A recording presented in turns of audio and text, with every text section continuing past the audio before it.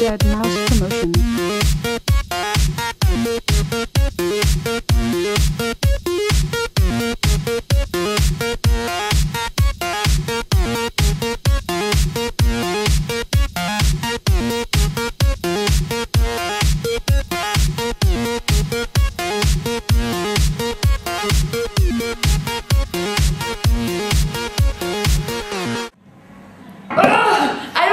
The theme of sight. Like, on one hand is that Billy could be seen as a prophet, seeing the fourth dimension, but on the other, he could be suffering from post-traumatic stress and be blind himself. Teacher Trish! Oh no, you didn't!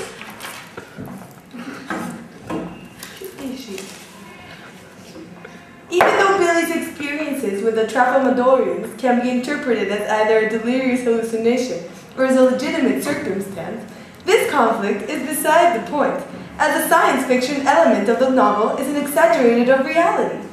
Vonnegut uses the theme of sight to reflect the inevitability of war, yet humanity's ability to overcome its atrocities through choice. Oh, I get it now. Like when that salmon falls into that woman's cleavage, right? Nuh-uh, damn well, Alina. Okay, so you mean like when he mentions Billy Pilgrim's tremendous wang? Oh, honey, let me explain. You see, the motif of sight is emphasized through Billy's encounters with the Traphomadorians. In addition, Billy's job as an optometrist, and finally, the movie he watches in reverse before being kidnapped by the Traphomadorians. Oh my god, I did not see that coming. Oh, you saw me coming, girl! Hi, I'm Megan. A Traphomadorian. The guide invited the crowd to imagine that they were looking across a desert at a mountain range on a day that was twinkling bright and clear. They could look at a peak, or a bird or a cloud, at a stone right in front of them, or even down into a canyon behind them.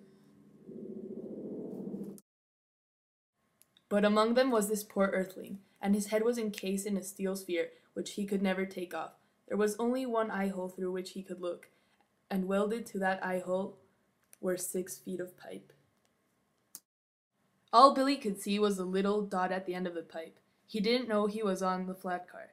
Didn't even know there was anything peculiar about his situation. The flat car sometimes crept, sometimes went extremely fast, often stopped, went uphill, downhill, around curves, along straightaways. Whatever poor Billy saw through the pipe, he had no choice but to say to himself, "That's life!" Oh! In the extended metaphor or conceit of the mountain range, the theme of sight is highlighted by introducing the idea of the choice of sight. In the metaphor, the human can only see out of a pipe, focusing only on one thing, not given the choice of sight. Whatever Billy saw through the pipe, he had no choice but to say to himself, "That's life." The limitations of human sight are emphasized by the vivid imagery of the pipe presented in the metaphor. On the other hand, the Traphomadorians can choose what she wants to look at, and as the Traphomadorians eventually tell Billy. Concentrate on the happy moments of life, and ignore the unhappy ones. Stare only at pretty things as eternity fails to go by. Page 195.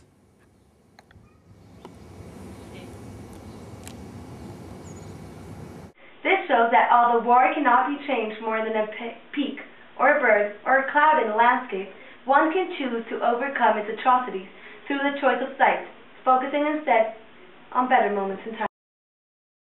Billy traveled in time, opened his eyes. Billy had fallen asleep while examining a female patient who was in a chair on the other side of the owl. He had fallen asleep at work before. It had been funny at first. Now Billy was starting to get worried about it, about his mind in general. He tried to remember how old he was. Couldn't. He tried to remember what year it was. He couldn't remember that either. "Doctor," said the patient tentatively. He said. "You're so quiet." "Sorry." "You were talking away there, and then you got so quiet." "You see something terrible?"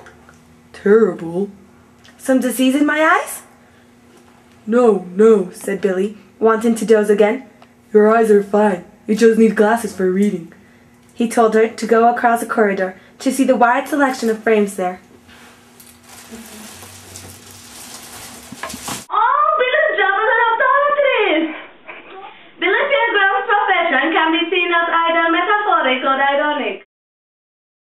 the way, Billy's profession emphasizes the theme of sight. Moreover, young lady, the player on Billy's wall further declares the theme of sight and inevitability, as it suggests that people accept what they cannot change, yet embrace their small powers to control their perception of things, even though, I quote, among the things he cannot change are the past, present, and future, close quote. The thing he can control is what to visually focus on through sight.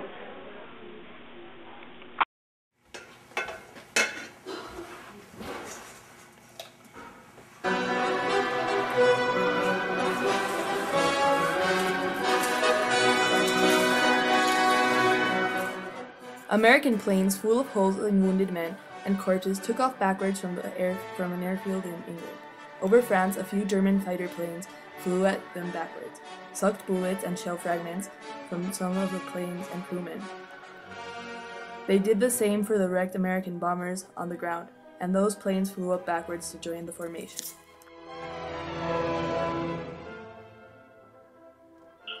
The formation flew backwards over the German city that was inflamed. The bombers opened their bomb bay doors, exerted a miraculous magnetism which shrunk the fires, gathered them into cylindrical steel containers, and lifted the containers into the bellies of the planes. The containers were stored neatly in alum wraps. The Germans below had miraculous devices of their own, which were long steel tubes.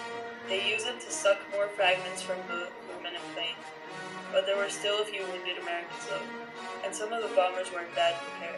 Over France though, German fighters came up again, made everything and everyone as good as new. When Billy's about to get kidnapped by the Transformadorians, what does the video in reverse symbolize? You see, my girl, in this scene, a strong imagery is created by the vivid description of the war in reverse. The diction undermines the otherwise horrid events of war, using words such as miraculous and touchingly, all of which connotate something wonderful, showing the war as something positive and miraculous when put in reverse. Instead of war being destructive, Billy's watching it backwards turns destruction into a creation.